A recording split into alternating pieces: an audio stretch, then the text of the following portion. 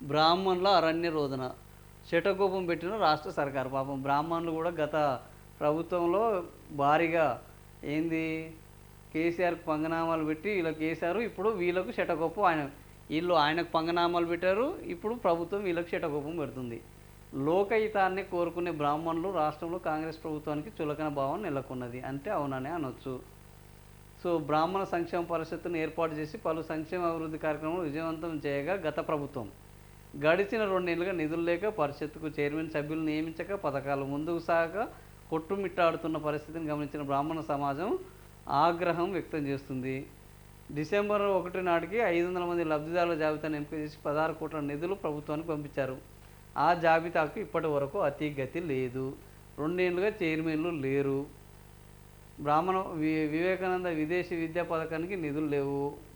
బకాయిలు కోట్ల రూపాయలు ఉన్నాయి. నిలిచిపోయిన స్కాలర్షిప్లు, ఎంటర్‌ప్రెన్యూర్ ఆర్థిక సాయం లేదు. స్టాఫ్ లేదు. పనులు లేక గోలు గిన్నుకుంటున్న వైనం. ఇది పాపం బ్రాహ్మణుల యొక్క బాధ.